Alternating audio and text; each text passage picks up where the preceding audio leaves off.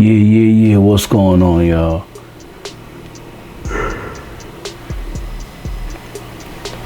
Another night with another thought. And I'm wearing my thinking shirt. I want to show y'all something. This is my dad right here. And that's me, and that's my older son. He was one of the last true OGs that I know of. One of the last true OGs. Right there, my dad.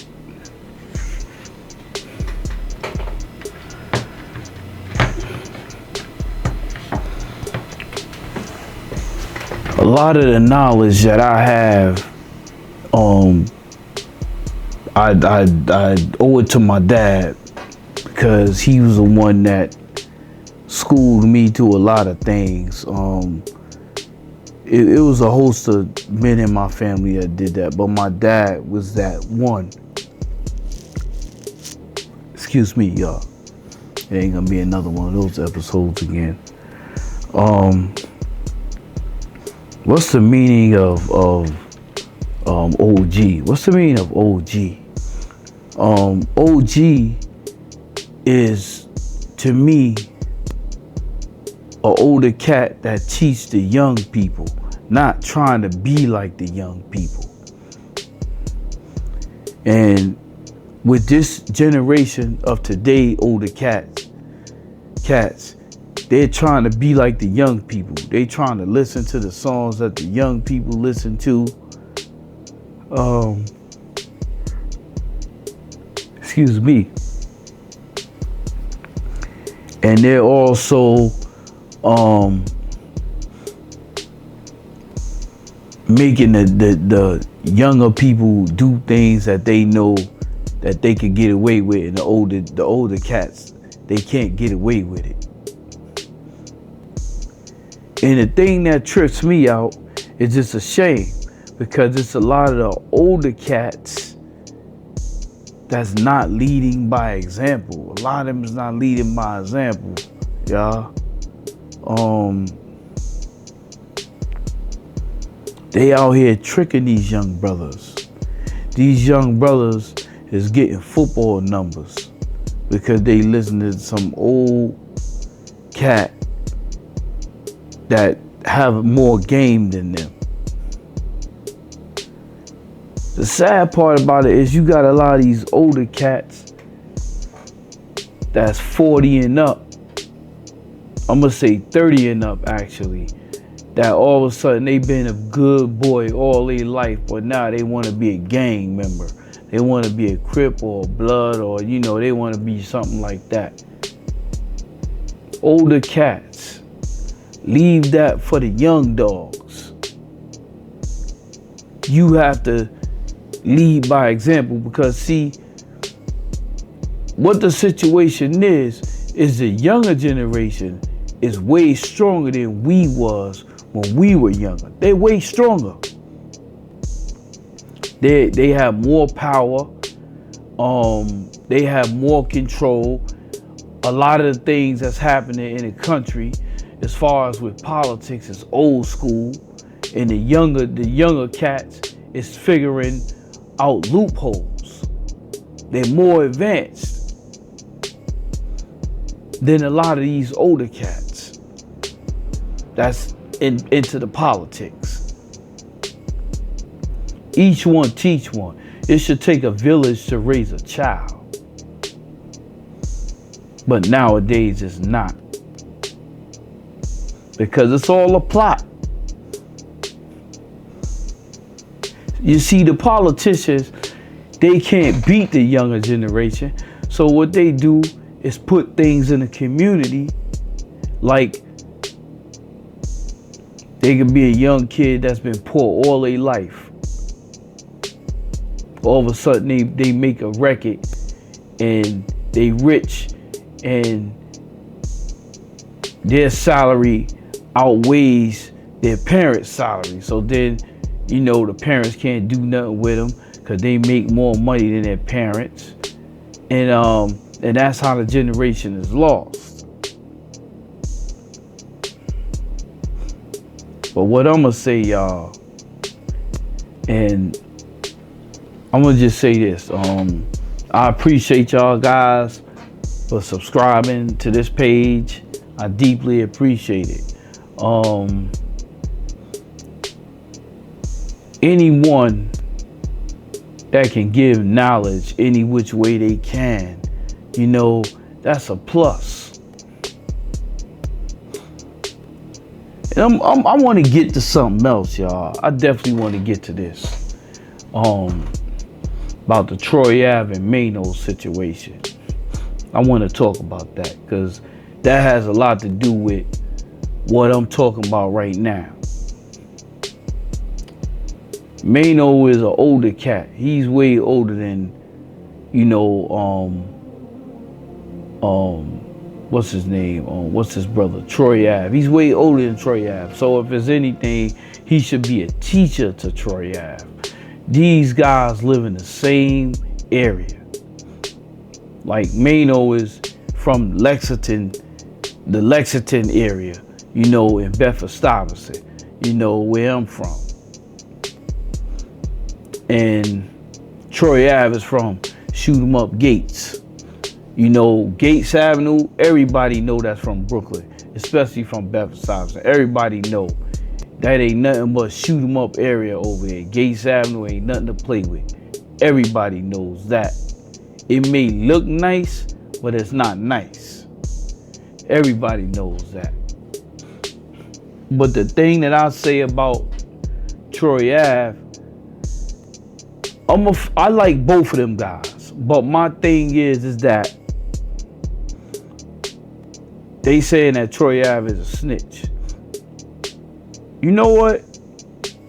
If I look at it like this, the way how the situation had unfolded, the way the media is talking about it, I mean, there come a time in your life where you just want to live your life. You know, like look at these guys, man, making billions of dollars. They making all this money, and they, you know, they wanna be gang members. Like Chris Brown, prime example. He got extorted by the Bloods and everything. You know, he got extorted because they, you know, they looked at him as a bag. Like, oh, okay, all right, here you is a rich kid, and you wanna be part of us. Okay, we got you.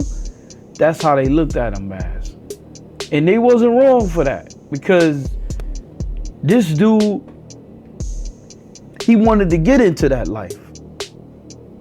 He wanted to get away from something that he's been striving to build all his life, and he wanted to go backwards. Even some people that's gang members couldn't believe that he was doing that. Getting back to the Troy Ave situation. Troy Ave probably got tired of living that life. From what I know of Troy Ave, when I was still out there in the star, he was all about making money. Dude was serious. Dude had cars and money at a young age, way before this rap stuff. He had all that way before the rap. He was really making his bones. He had a lot of things that I don't know how he got it, but he had a lot of stuff way before this. I know brothers that used to roll with him, okay? He was out there doing his thing, and he's still hot to this day right now.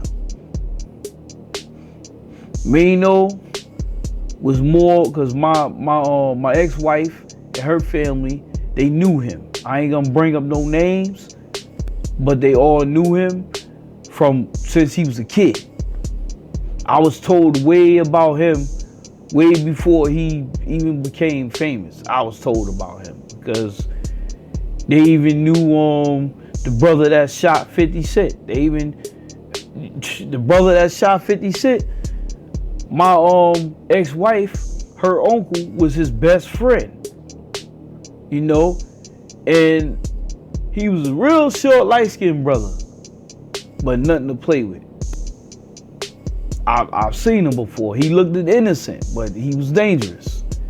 You know what I'm saying? But my whole thing The fact of the matter, what I am saying here is there come a time when you get older and you just don't want that life no more. You want to see your kids grow up. You don't want the bull no more. And I don't know if y'all guys noticed, I have not cursed not one bit since y'all seen the other podcast because I've grown. There's some things that I've done, coming up that my mom and pop don't know about. I was in the gang and all that. But you know what? I get it. Troy probably feel like that. You know what I'm saying? He probably feel like, yo, man, I've been doing this all my life, man. I got to raise my kids. Okay. All right. Yeah. Whatever happened in that club, that it was crazy. Somebody lost their life, which is crazy. Anytime a life is lost, it's crazy. And you could never, ever recuperate off of that. Somebody losing their life. You ain't gonna see them no more. People that I knew that was strong, like my pops that I showed y'all, he never came back and showed me a sign that he was good. I lost my grandmother. I lost all my grandparents, and they ain't never came back and told me anything. Never. It never happened. People, our time in life is precious. It's too much energy to be getting mad. It takes too much energy to get mad, fam. It takes too much. The thing I'm gonna say about the brother Maino, I've heard of you, brother. There's legends and stories about you that I heard of from my ex-in-laws. But one thing I'm gonna say, bro, and this is man to man. Let that young kid live, man. He don't want that kind of life no more, brother. Let him live. Let him do him. You know what I mean? I know a lot of people, they always talk about, oh yeah, somebody snitches and snitches. This is what's wrong with our community today, y'all. Nobody wants to tell, so the killer remains at large. You will never see that in no other neighborhood but our neighborhood. It's always in our neighborhood where people are scared to tell. And let me tell you something. A lot of people, when I go back to Brooklyn and I see how it look, it's a change for the better. Because at least my family members could walk down the street and don't worry about getting mugged. They changed it. A lot of people say, oh, it's gentrified and all that. No, I don't know the meaning of that. I've been there in the 90s. And it wasn't cool, 80s and 90s. When I was old enough to understand things, it wasn't cool. It wasn't cool at all. People was getting robbed. I remember I got robbed by Biggie Smalls for $2. Him and Little C's robbed me for $2. They said, yo, give me your money, shorty. Right on Bainbridge, and it used to be Hopkinson, but then they changed it to Thomas Boylan. I went to IS 271. And they robbed me for $2, and I went back on the block and told all the OGs standing on the corner. And at that point in time, they looked out for us. McDonald Street between Thomas Boylan and Broadway. I lived down on the dark side, down the hill, the dark side. They looked out for us. They went looking for them. If they would have found them, it wouldn't have been no Biggie. It wouldn't have been no Lil C's. It wouldn't have been none of them, because on my block, it was pure killers. We seen killing every day on the corner. Every day. I could look out my window and see somebody getting killed or whatever. If I just so happen to look out that window. And then duck my head back down. Because I ain't want no bullets to fly out my head. It was crazy.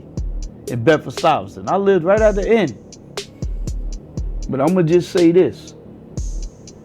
To Maino, I love your music, my brother. I love your music. I'm proud of you, my brother, because you came out of prison. And regardless of what the other brothers may say about you, You snitched or whatever they say. It ain't my place to judge you, my brother. I'm never gonna do that. I ain't judging the next man. I'm never gonna do that. But I'm gonna just say this. Be a mentor to that brother right there, Troy Ave. Regardless of that he snitched or not.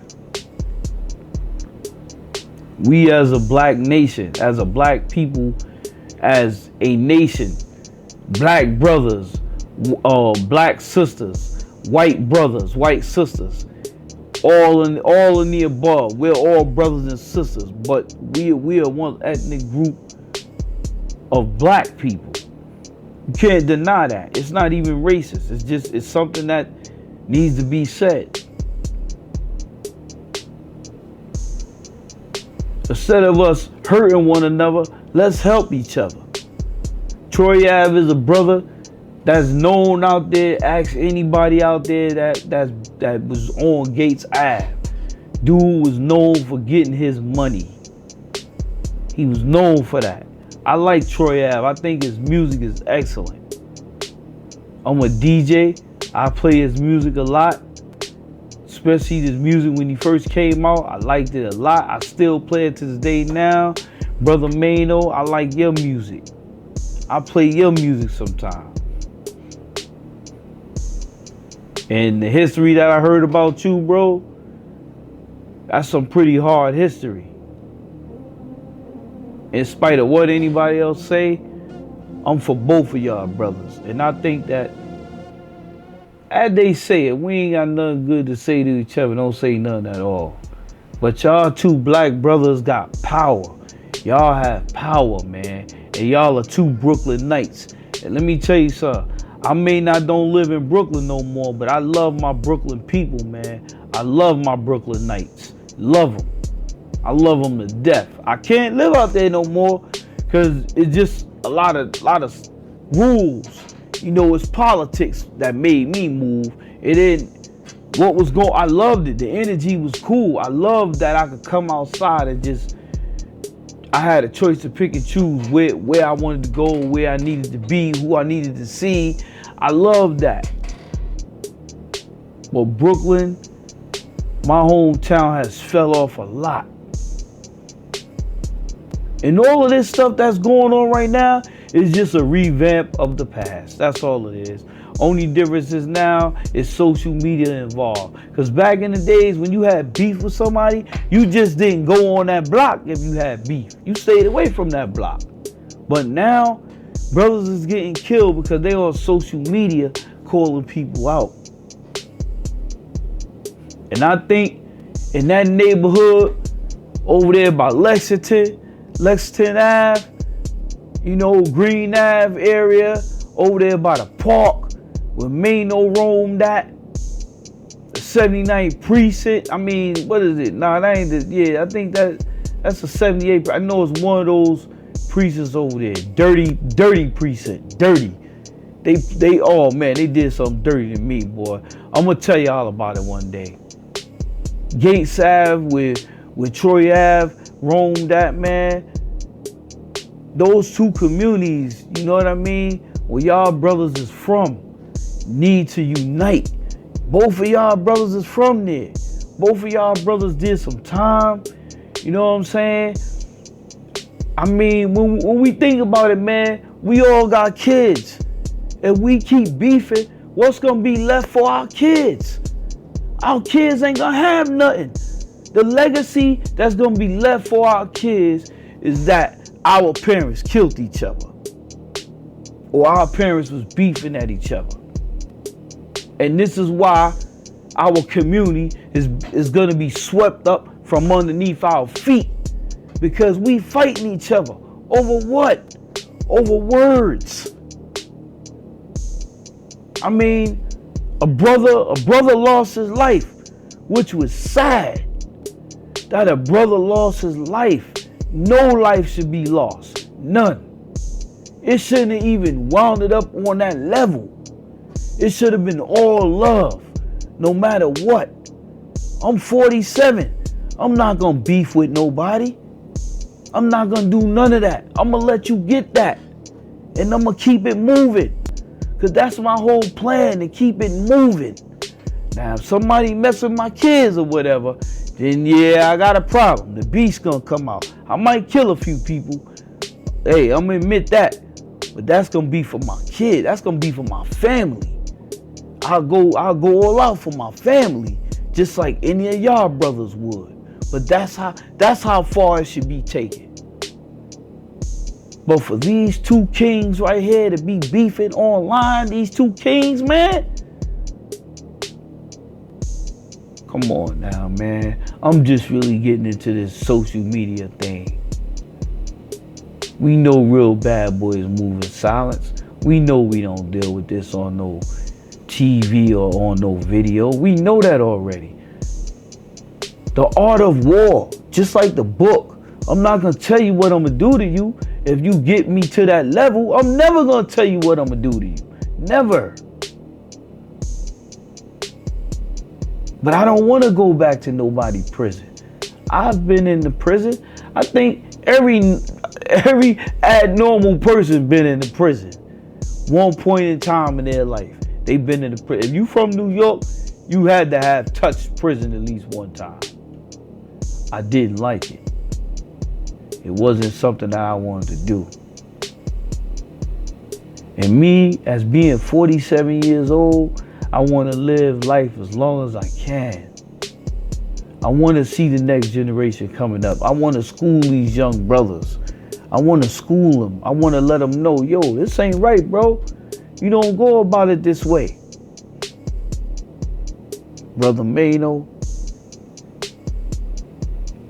bro, I got a lot of respect for you. I don't care what happened in prison or whatever case may be. You did your time. You came out. You made records. You did something with yourself. Most brothers don't get to do that. And in spite of how you did it, you got it done. You got it done. That term rat, everybody always refer up, oh, he's a rat. Oh, this is exactly why. Okay, I get it where the term come from. Somebody go out there, they do something wrong to somebody, and then all of a sudden they tell on that person, but they was part of it too. Okay, yeah, I get that. I get that. But then you got some people, everybody's a rat to them, including a civilian. Is a rat to them. Let me tell you something. You go to any other community, you'll never hear that word. You'll never see none of this crap going on. None of it. People too big for that. So I'm going to just say, Brother Troy Ave and Brother Maino, y'all brothers need to sit down and talk, man. Have a Brooklyn night talk. Have a Brooklyn night talk. Troy Ave, you bring some of your boys. Maino, you bring some of your boys. And y'all gotta sit down. And the reason why I said bring boys, so word could spread that the beef is squashed. And the rate that we going right now, if we keep having beef with each other, we ain't gonna have a generation at all. A nation had perished a long time ago because of lack of knowledge. We as a people, we don't have much knowledge. That's why we're perishing in the numbers, y'all. Let's get to that. Let's get to this. Let's get to everything. Each one teach one. It takes a village to raise a child. Y'all two brothers need to get together and hug each other, man. Let bygones be bygones, man. Get that money, because it's enough for everybody. Let's take care of our families. We got kids. I may not be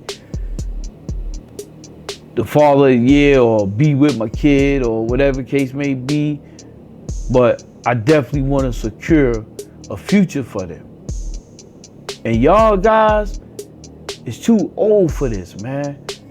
These people, this some street stuff, but you know what? Y'all brothers really gotta look at it, man. Street stuff, love problems, man. And then sooner or later somebody go. These people that lost their life, they ain't come back and tell you how it was. They ain't come back and tell you how it was. And here we is, man, fighting over something foolish. I remember back in the days, people used to get punched in the face for stepping on somebody's suede Pumas or Adidas. And when you think about it, it's foolish all the way.